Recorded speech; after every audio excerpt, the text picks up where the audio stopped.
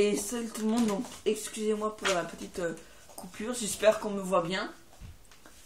Donc déjà, comme j'ai filmé avec mon portable, j'ai une petite coupure et là je n'ai plus que un peu moins de 21 minutes pour faire ma vidéo, donc je vais me dépêcher.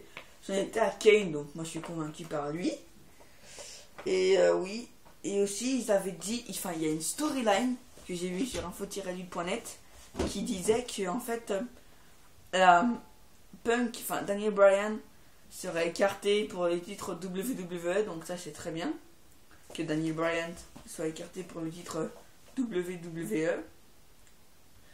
Mais enfin, comme ça la rivalité entre deux est terminée.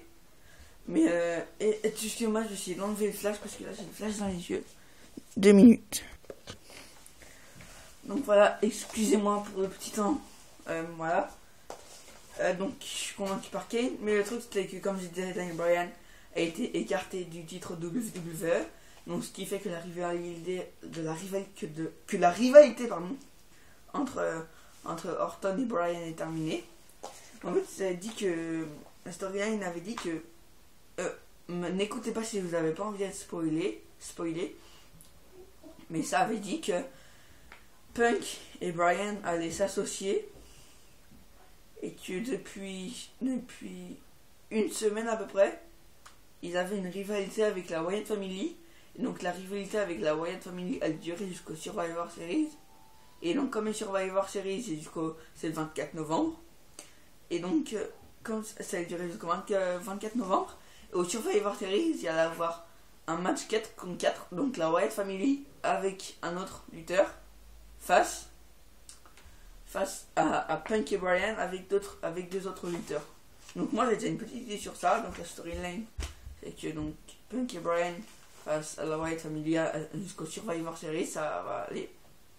Moi pour Punk et Bryan, avec eux déjà j'ai une superstar que je mettrais, c'est The Miz, comme il est aussi en réalité avec la Wyatt Family, mais après l'autre je ne sais pas. Mais déjà je verrais bien The Miz avec Punk et Bryan. Mais ensuite avec la Wyatt Family, ce que je verrais bien c'est Kane, parce qu'en fait Kane, il y a aussi des storylines et moi aussi je le pense que comme en fait j'avais pas le temps de vous le dire, mais Kane a fait je pense un heel turn parce qu'il s'est retourné contre contre le Miz et il lui a fait un shot save. Mais en fait après le truc c'est que quand il a envoyé Luke Harper et Eric Rowan par-dessus la troisième corde, surtout sur Eric Rowan, et sur Eric Rowan, il a beaucoup botché. Beaucoup botché. Botché. Donc botché, il y en a qui savent pas ce que ça veut dire que c'est raté. Mais il a vraiment beaucoup botché, c'est... Pourquoi je dis botché? C'est botché. Voilà. Il a vraiment beaucoup botché, enfin... Et même, il y en a qui disent, mais ça, je suis pas sûr, qui en fait, à des fois, pour la tape et... à des fois on voyait bien que c'était le visage de Kane, on voyait bien que c'était Kane. Mais des fois, il y en a qui disaient qu'on voyait vraiment, enfin, qu'on disait vraiment pas Kane, le visage ne lui ressemblait pas. On dirait qu'il avait mis son masque en travers ou je sais pas quoi, mais il y en a qui disent que ce n'était pas Kane, mais moi je suis sûr que c'est Kane. Et au Survivor Series, donc je vois bien Punk, Bryan et The Miz, et avec quelqu'un d'autre, par contre je ne sais pas, mais face à la Wyatt Family et avec Kane. Vous savez, comme avec... Jinder Mahal qui avait fait un peu du chantage à Greg Kelly pour qu'il le soutienne, mais pour qu'il soit avec lui, pour qu'il le protège. Et ben je pense que la Wyatt Family a fait pareil, parce que pour la promo là face à The Miz, quand il a parlé sur le grand écran, le pré-Wyatt a dit qu'il avait un monstre devant lui, et le monstre, qui voulez-vous que ce soit à part Kane? Voilà. Donc je vais pas m'attarder sur ça, je vais pas mettre de notes, mais affaire à suivre. Voilà, affaire à suivre. Donc deuxième match après un match de clown, le retour. Match de clown, le retour. La dernière fois à Battleground c'était c'était Santino Marella et The Great Kelly face aux deux que je ne sais plus qui. Et là c'est The Great Kelly. Un match mixte, donc ça change un peu.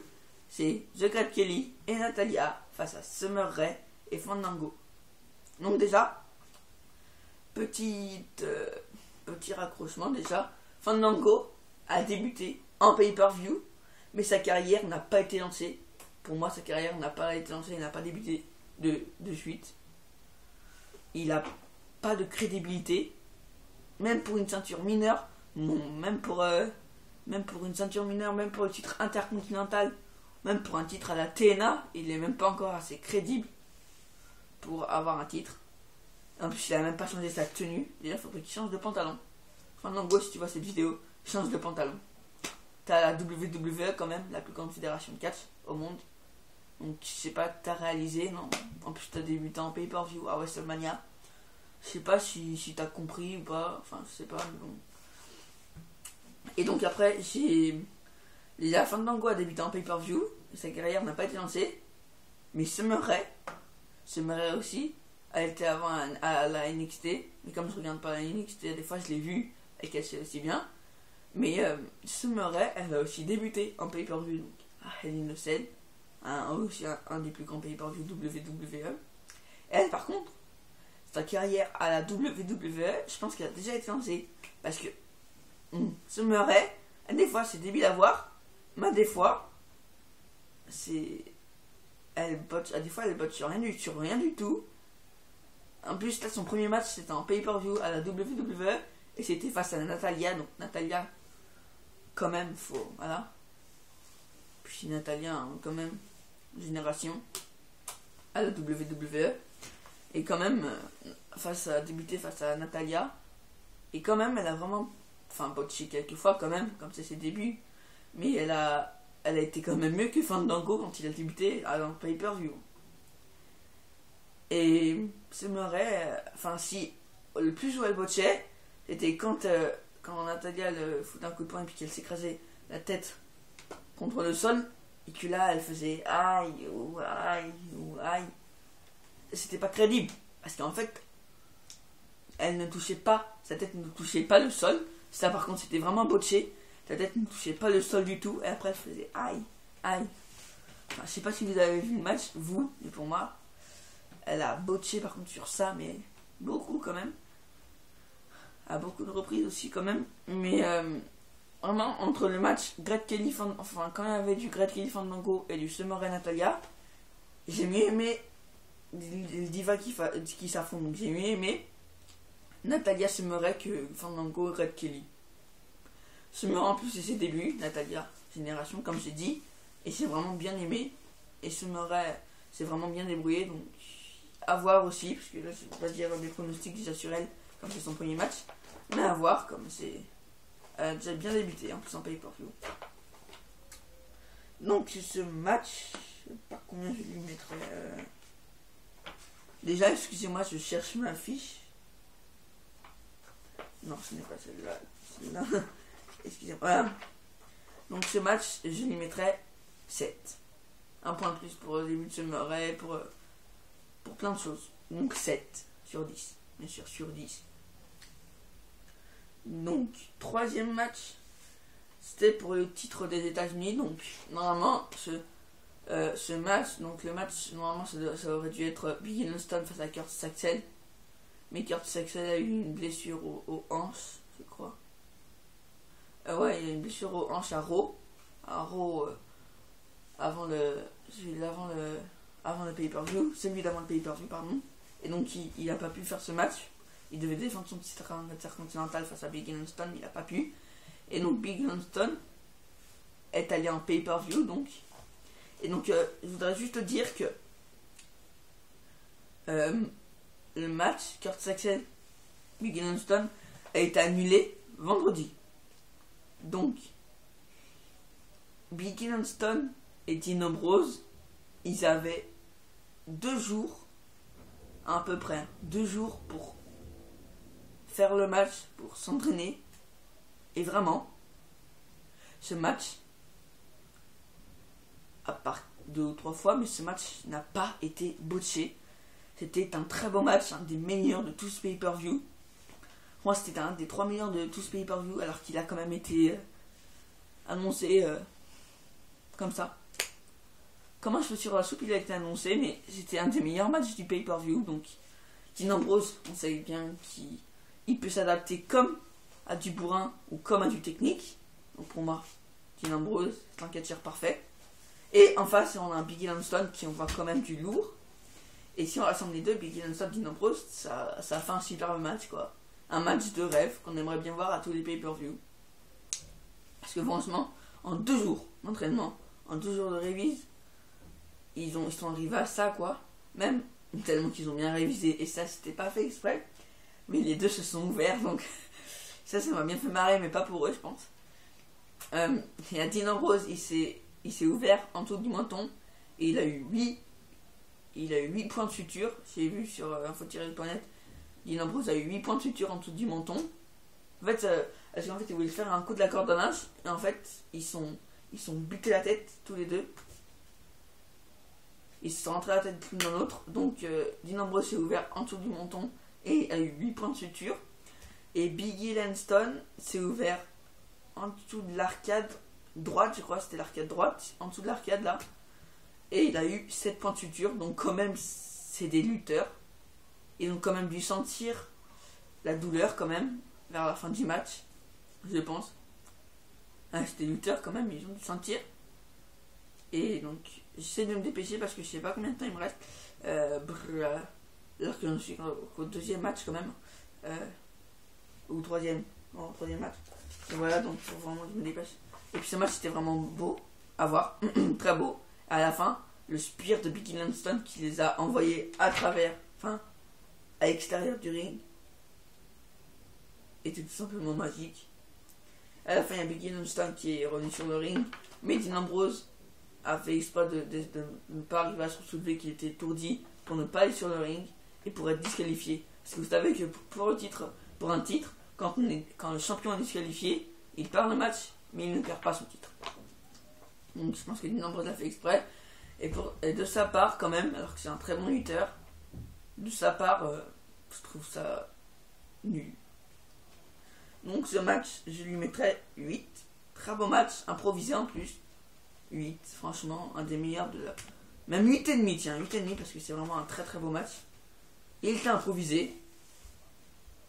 Il y a eu même du 100. Mais bon, ça, c'est pas à cause de ça que je mets un point de plus. Il était improvisé et c'était un des meilleurs matchs de ce pay-per-view.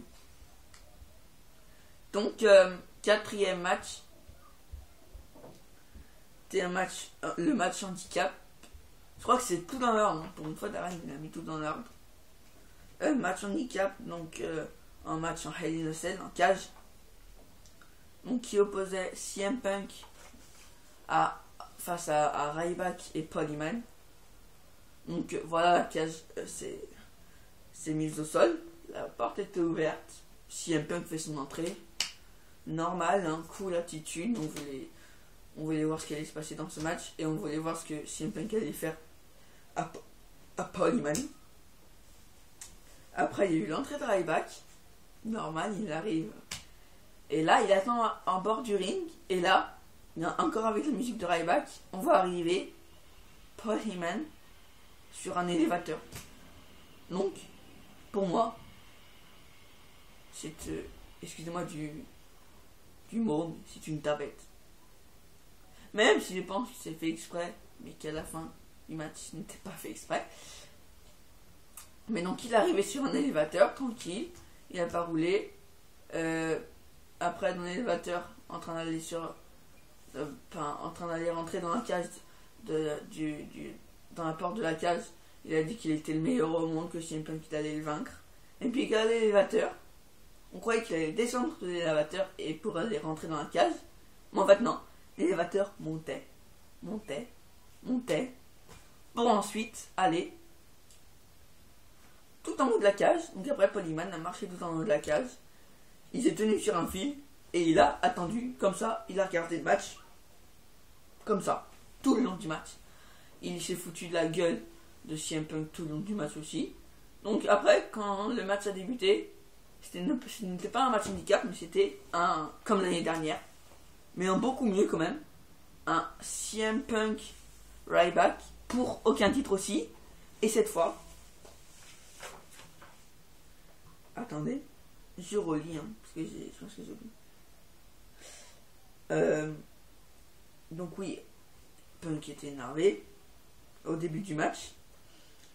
Et par contre, c'était pas comme l'année dernière, ce match. C'était pas CM Punk qui défendait son titre qui défendait son titre WWE face à Ryback en Hell in a Cell. En fait, c'était pas c'était pas Punk, le guy. Punk, l'année dernière, en Hell in a Cell, Punk face à Ryback, c'était le guy de Paul Heyman. Et Paul Heyman avait attendu au bord de la cage. Il soutenait Punk quand même, il avait attendu au bord de la cage. Et après, Punk a gagné illégalement avec un arbitre qui s'appelle Brad Maddox, qui a tout fait foirer en foutant un coup de poing dans les parties intimes des mecs, des hommes, et qui après donc a fait le tomber illégalement. Et pour moi, Punk a gagné illégalement. Et après, Heyman était content parce que son stratège avait marché.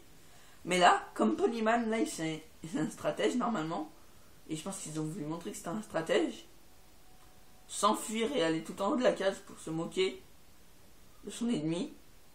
Non, parce que là c'est Ryback maintenant le guy de Heyman, alors qu'il avait au moins pu attendre au bord de la cage. L'année dernière, Ryback n'avait rien fait. Heyman, il n'avait pas ouvert la cage. Il y avait un cadenas comme ça. Donc là, pourquoi il s'est pas mis au bord de la cage? Mais bon. Donc en fait, c'était pas un match handicap, mais c'était un Punk Ryback comme l'année dernière. Mais je le dis déjà en avance, Punk a gagné cette fois légalement.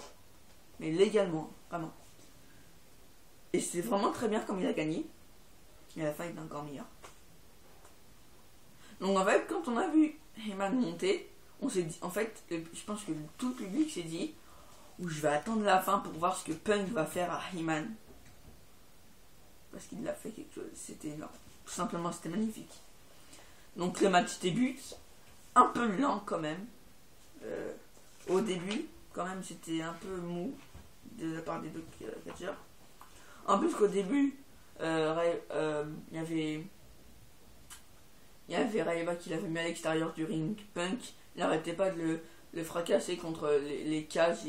Il le mettait contre les cages, il le balançait contre les cages. Enfin, c'était mou et ça, je n'aimais pas. Il faisait que de le balancer contre les cages. Il avait rien d'autre à faire, Ryback. C'était un peu nul. Et ensuite... Ah oui, aussi.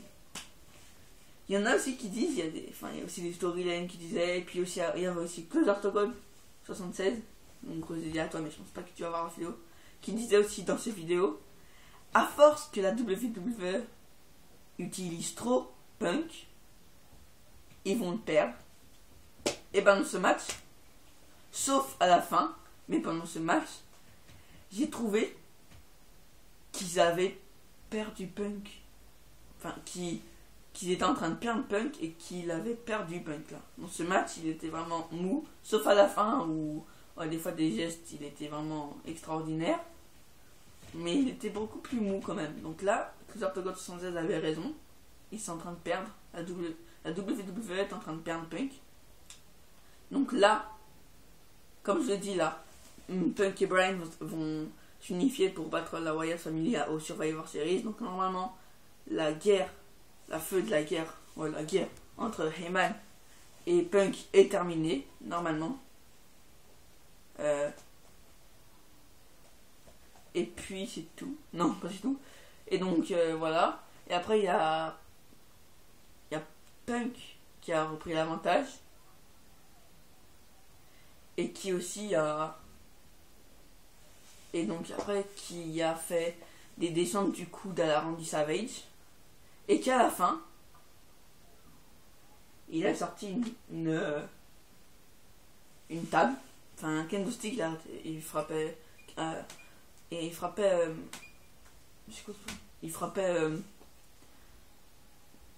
vais y arriver, il frappait Ryback, voilà, avec un candlestick dans le dos, dans le ventre, à la tête. Et donc après, il a sorti une table, Punk, il a placé sur le ring, il a mis Ryback un peu difficilement, avec beaucoup d'efforts. Il a mis Ryback sur la table. Et après, Ryback est littéralement passé à travers la table avec la descente du coude à la Randy Savage de Punk, qui était magnifique. Il a bien sauté haut et tout. Elle était magnifique, ces descentes du coude à la Randy Savage, du haut de la troisième corde. Quand on fait une descente du coude à la Randy Savage, que ce soit Punk, Savage ou de Hardware Kid ou n'importe qui, c'est magnifique. Et après, donc, il a gagné. Moi, c'est ce que j'ai vu. Il y en a qui disent qu'il a gagné par tombée. En fait, il a gagné par son Hanako no Vice, donc sa prise de soumission. Et il a fait abandonner Ryback. Et donc, c'est ce qui s'est passé à la fin. Qu'il attendait le plus, quand même. J'attendais vraiment ça. Après, Punk donc, est sorti de la cage.